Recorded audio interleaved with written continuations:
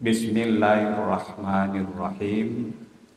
Assalamualaikum warahmatullahi wabarakatuh. Alhamdulillah, alhamdulillahillazi arsala rasulahu bil huda wa dinil haq liyuzhirahu ala dini kullihi wa kafa billahi syahida.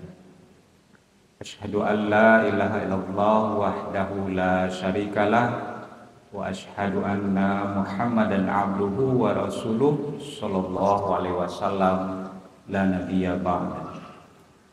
Qala Allah ta'ala fi kitabihil karim, na'udzubillahi minasyaitonir rajim. Bismillahirrahmanirrahim. Ya ayyuhan nas qad ja'akum burhanum mir rabbikum wa anzalna ilaikum nuram mubina. Shadaqallahul azim. Surat Al-Maidah ayat yang ke-174. Di dalam surat ini Allah berfirman, Allah mengingatkan kita bersama, wahai manusia, kata Allah, sesungguhnya telah sampai kepadamu bukti kebenaran dari Tuhan, yaitu Nabi Muhammad SAW dengan mukjizatnya, dan telah kami turunkan kepadamu, kata Allah, cahaya yang terang benderang. Kita bersyukur kehadirat Allah Subhanahu wa Ta'ala atas segala limpahan rahmat dan karunia-Nya, taufik dan inayahnya.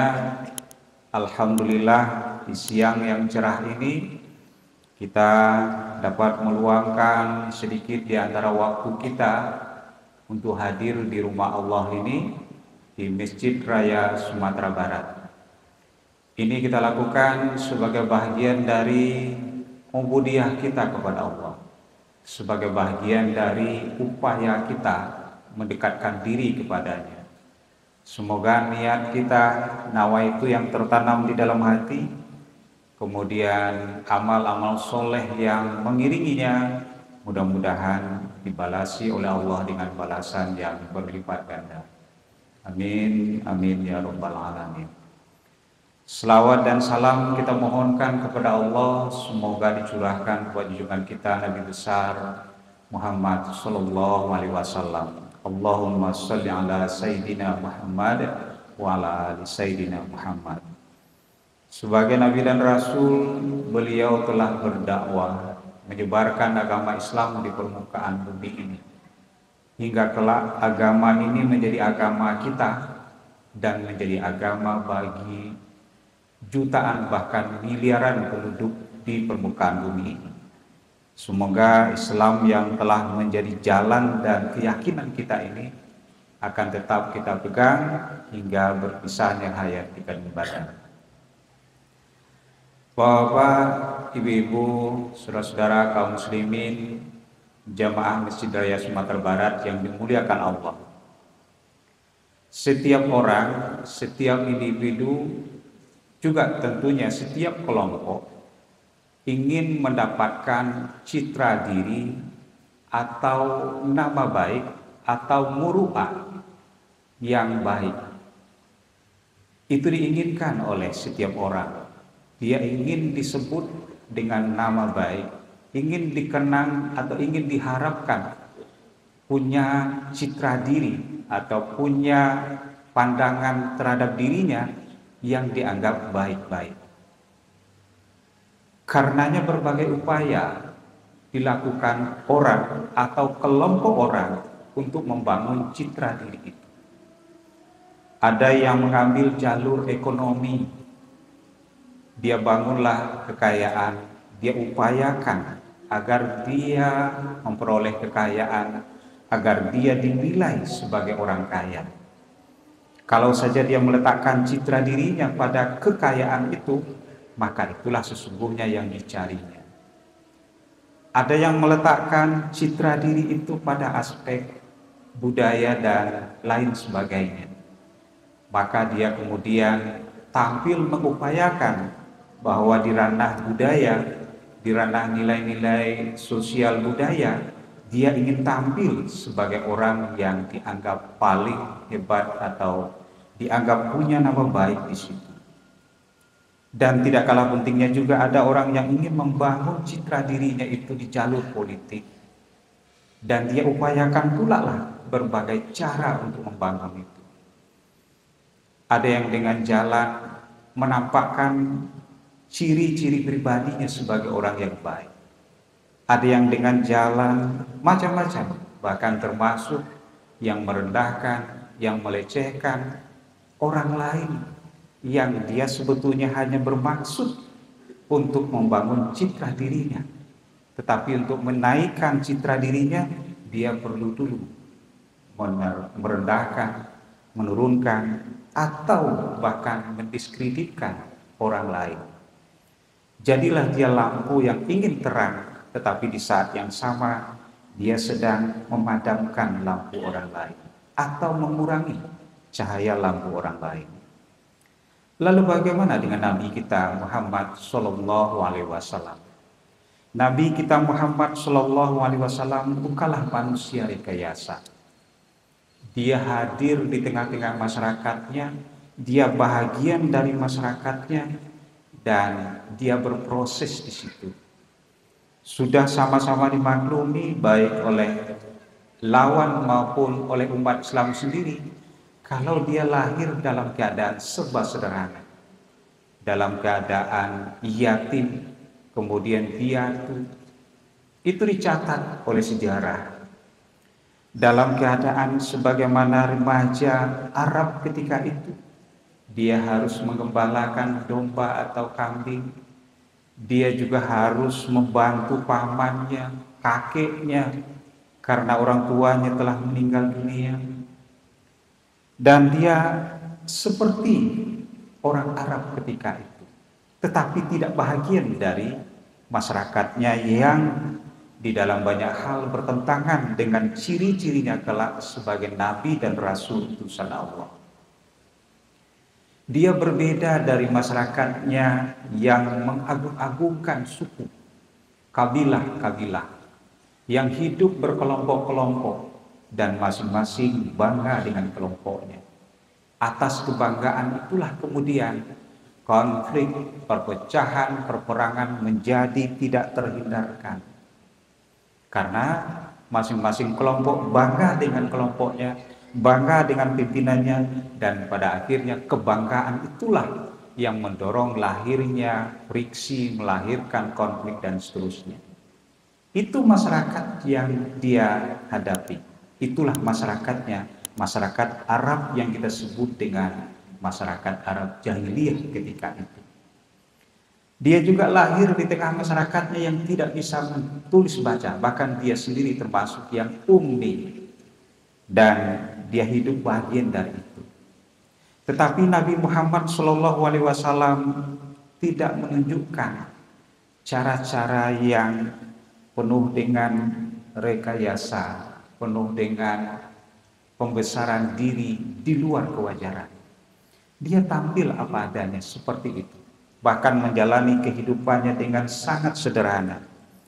Di dalam beberapa kisah diceritakan harta paling mewah yang dimiliki oleh Nabi adalah sepasang alas kaki berwarna kuning, dan itu hadiah dari Raja Negus, Raja Ethiopia, ketika dia melakukan hijrah membawa kaum muslimin ketika itu ke Ethiopia, karena begitu tingginya tekanan dari suku-suku Quraisy ketika itu. Beliau tinggal di rumah yang sangat sederhana, bahkan dikisahkan rumahnya, atapnya bisa dijangkau oleh seorang pemuda remaja. Antara satu ruangan dengan ruangan yang lain dibatasi oleh batang kurma, dan itu dililit atau dipaku dengan lumpur bercampur kapur. Itulah makanan termewah yang pernah dia makan, atau hidangan termewah yang pernah dia rasakan adalah susu, kemudian bercampur madu dan digabung dengan daging kambing. Dan itu tidak selalu. Bahkan di bagian-bagian lain dikatakan dia menjahit sandalnya sendiri yang robek, dia menghidupkan lampunya sendiri di rumah, dan seterusnya, dan banyak lagi yang lain. Tetapi lewat kesederhanaan, lewat kesahajaannya itulah dia dikenang sebagai nabi dan rasul, uswah, contoh tauladan bagi kita bersama. Dia tidak membangga-banggakan atau dia tidak merekayasa dirinya di luar watak aslinya. Dia dikenal dengan sifatnya yang egaliter dan seterusnya, dan itu dicatat oleh banyak kalangan. Tetapi dengan kehidupan yang serba sederhana, tidak menunjukkan kelebihan-kelebihan, dengan rekayasa itulah kemudian dia dikenang dan dia dipandang hebat luar biasa. Tidak hanya oleh kita sebagai orang, sebagai umatnya, sebagai orang yang mesti mencontoh dia sebagai suri dan tauladan, tapi misalnya dikenang oleh non-muslim atau orang yang di luar beragama Islam. Sebut saja Thomas Carlyle misalnya, dia menyebut kesejatian, ketulusan, keaslian Nabi itulah sesungguhnya yang menyebabkan dia dianggap sebagai pahlawan bagi kaumnya ketika itu. Dia mampu meredam dan mendamaikan kaumnya, suku-sukunya yang sering berkonflik. Karena dengan itulah dia kemudian dikagumi sebagai orang yang tidak hanya sederhana, tapi di bagian lain juga hidup sebagai seorang pemuda yang jujur dan seterusnya. Dia mampu merubah watak bangsanya, suku-sukunya yang nomaden, yang suku-sukunya bangga dengan kelompoknya, dengan kaumnya, kemudian bisa berdamai.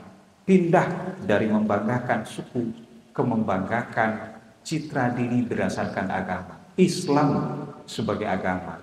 Dan itulah identitas yang kemudian mengikat mereka, dan kebanggaan semu berdasarkan apakah kalau boleh kita kembangkan ekonomi, budaya dan seterusnya, itu hilang. Bergantilah dia dengan kebanggaan berdasarkan akidah, berdasarkan agama, berdasarkan Islam yang rahmatan lil alamin. Michael Hart yang juga pernah menulis buku 100 tokoh berpengaruh di dunia menyebut kalau Nabi Muhammad itu tidak ada cacat celanya. Dia berhasil menjadi seorang nabi dan rasul, menjadi seorang tokoh politik, melampaui Tuhannya sendiri, yaitu Isa Al-Masih. Dan dia menempatkan Isa Al-Masih atau Yesus Kristus itu di dalam bukunya pada urutan ketiga. Nabi Muhammad dipandang melampaui itu. Kalau Yesus atau Isa Al-Masih dalam keyakinan kita hanya sempat berdakwah itu hanya 3 tahun, Nabi kita 22 tahun.